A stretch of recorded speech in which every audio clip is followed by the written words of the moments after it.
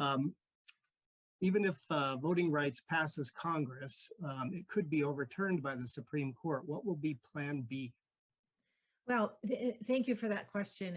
And of course, I share the concerns about the Supreme Court on many issues, reproductive rights, voting rights, democracy. I mean, there's just climate, there's a lot at stake. Elections typically are state issues. The federal intervention for things like the voting rights, those are all civil rights issues. So the federal role is really about, and this is true in areas like education as well. So hopefully, if there is action by the Supreme Court, it's not going to affect every state. It'll create probably some hurdles and make it harder, like when the Shelby County case kicked out part of the pre-clearance part of the Voting Rights Act. So hopefully it won't decimate voting rights, and we'll just have to work even harder at the state level, state by state, to make sure that people have the right to vote. I mean, it's really fundamental to our democracy. So again, it's so important, your grassroots work, you're keeping in touch with people to counter all that. Yeah, and we'll keep trying. Absolutely, absolutely. So what do you think about Biden expanding the Supreme Court? Should he? Well, I certainly think that the Supreme Court should be expanded. Between Congress and the president, it would take action of Congress, I believe, to do that. It's not an executive act. I don't know that we would have the votes to do that, but I'm certainly open to looking at all possibilities of how we can make sure that we have a fair Supreme Court, and the one that we have now concerns me greatly. The Supreme Court has been expanded in the past. I'm certainly open to doing it. I just, like I said, certainly we don't have the votes now. Whether we do in future Congresses will remain to be seen. Your work is going to matter in so many ways. Another reminder of the importance of your work at the grassroots level.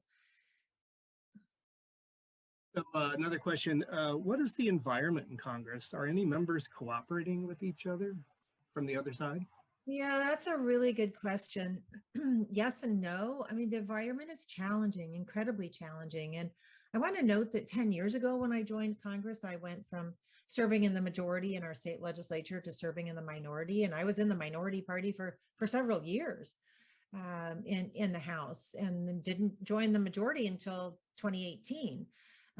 But it is extra challenging right now. Well, the Trump years, of course, were very, very challenging, but post January 6th has been, that was traumatic for all of us who were there, for all of you, for our country, for democracy. An attack on the Capitol and insurrection.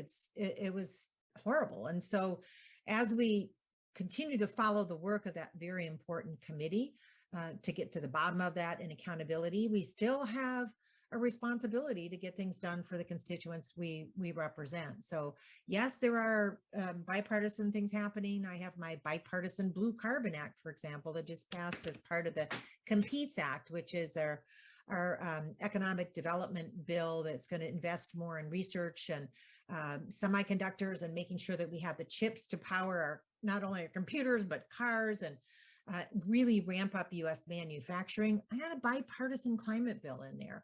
I'm working on a bipartisan bill, very bipartisan bill, to get more funding to and update our community action agencies. Or one of our first anti-poverty efforts from the 60s, our community action agencies that help with Head Start and affordable housing and low-income energy assistance, and that's bipartisan. So we strive to be bipartisan, but I tell you that that it's even more challenging now. But if that's what it takes to get legislation through and get it signed into law, like the bipartisan infrastructure bill, we do that without sacrificing our values. That being said, we need more Democrats. So please keep up your great work.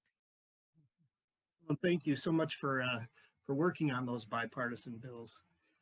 This is kind of a long one here, but 1/3 of students nationally are being taught by teachers who are under gag orders by their legislatures and districts. Education is obviously key short-term and long-term. What can be done to revoke those gag orders and allow teachers to teach? It looks like that question came from Sylvia. Sylvia, thank you so much for that question. And as we saw over the last couple of months, there's been an attack on public education. Well, there's been an attack on public education for a long time, but it has really been ramped up following the Virginia election. And there will continue to be these efforts in states across the country.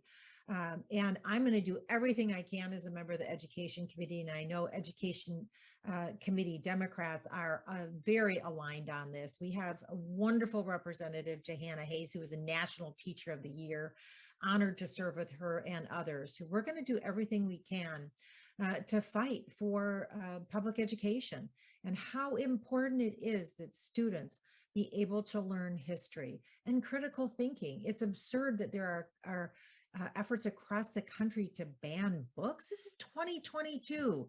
You want to say, hey, people, students have access to the internet. Why are you banning books? Why don't we have a conversation about how important it is to learn and critically think about our country's history? And so we're going to fight those across the country as we watch these efforts and we're seeing conflict at school boards. We're seeing conflict in classrooms and teachers being told not to speak. Even in some states, they're sort of rewarding people for reporting teachers who make children feel uncomfortable. That's just outrageous. So we're going to do all we can to give the civil rights protections that students have to equal opportunities across the country and to push back on these short-sighted efforts to limit what our students learn. Our students need a well-rounded education that, again, teaches them to think critically and creatively about the future. And that's what I'm going to fight for. Yeah, and we're glad about that. Do you think that parts of the Build Back Better program are going to get passed? Yes, I do. I don't know which parts. I know how important it is for families to have childcare, affordable childcare. This is really an economic issue, and it's something where there is bipartisan support. The childcare system was struggling even before the pandemic. It's too expensive. When somebody can find childcare, assuming they can find it, it's too expensive. And our childcare providers make so little that they can't often afford childcare for their own children. So we need an intervention. We need to support this system. It's important for the families. It's important for our economy. Disproportionately affecting women not able to go back to work because they can't find childcare. Many childcare providers are overwhelmingly women of color. So making sure that we can support that system and have affordable, accessible childcare, and also some of the climate provisions. One thing I'm happy to report is that over my decade in Congress, there's been more of a realization by my colleagues on the other side of the aisle that climate change is real. It's getting harder and harder for them to deny or even be skeptical about. So I'm hopeful that we'll get some bipartisan climate legislation through as well. And workforce, as I mentioned. Those are some of those issues will be passed on a bipartisan basis. Yes, I sure hope so. Although that's what should happen. Unfortunately, there are some people who don't want to give the Biden administration or Democrats a win, and which is unfortunate. So we're going to keep fighting for it. It's what the American people want, and people need childcare, whether they're in Springfield, Oregon, or Springfield, Illinois, or whether they're in Detroit, Michigan, or Detroit, Oregon. It's not a partisan issue to say that working families need affordable childcare or affordable housing, or that we need to address the climate crisis because we've seen raging wildfires and our extreme heat from last summer and rising sea levels. And so those are issues that affect everyone. They're not red issues or blue issues. They're issues that affect the health and safety of our country. So they should pass, and we'll keep working hard on it. You mentioned earlier that there's some districts that have become competitive because of the redistricting. What would you suggest we do to help that? Well, in our districts in Oregon, the 4th district, the 5th district, and the 6th district will all be competitive. So keep an eye on those. Don't take anything for granted. I know that there will be massive investments from the Republicans to try to pick up those seats because every seat matters. And then across the country too, Ellie can, we there's a couple of people we've been helping and working with. Maybe Ellie can put a couple names in there. And I have a leadership pack, meaning I help candidates across the country. I focus on women in tough districts, oftentimes women of color. So we've been working with candidates in Ohio and Colorado. And Ellie's going to help me out here with with that. So there's districts across the country where they're either competitive districts or people have retired and are going to move on. Yes. Thank you, Ellie's putting some information in there about some of the people I've spoken with who have a real chance of either holding on to seats of people who are retiring or flipping a red seat to blue. So there's red to blue seats, meaning they're Republicans in districts that Joe Biden won, and there are our frontline members, oftentimes Democrats in districts that Trump won. So we're working on identifying those and making sure that they have the resources. So yeah, Amelia Sykes is from Ohio. She's a great candidate. Dr. Caraveo from Colorado. There's some great candidates there. Thanks, Ellie. There are just a couple there who I've had conversations with and just call your attention to. And then our own 4th, 5th, and 6th districts. So everything you can do to help. Thank you for letter writing, phone calling, talking to people spreading the word and spreading the message that Democrats are getting things done that are making a better future for our kids and for the next generation and for the planet. I'm gonna cut it off there, but we have one last question from somebody. Who do you think should win the Super Bowl?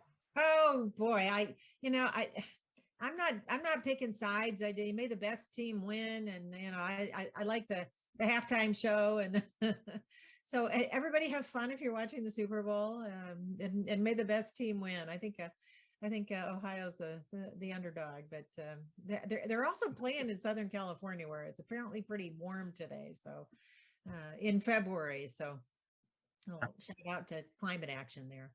Well, any last words or? Well, just thank you so much for what you're doing. Grassroots support makes such a difference, and your engagement and involvement makes such a difference. It's been a really long couple of years with COVID. I know a lot of people, this stupid bull, I just saw that comment, that a lot of people are still struggling, and we need to make sure that we are doing all we can to keep Democrats in the majority in the House and Senate, to help people give them a hand up and help them through not only COVID, but all the inequities that exist, whether it be climate or education or employment, and help create that better future for everyone. We're going to get it done. Democrats get it done. We'll be fighting for everyone and for democracy. So thank you again. You make a big difference in what we do, and you give me hope for the future. Take care, everyone. Stay safe. Thank you so much. We know you're busy. We've heard about all the bipartisan bills you're doing. So we know you're very, very busy in Congress, and you're also trying to run a re-election campaign. So thank you for taking the time to spend with us. Thanks, everybody. Stay safe.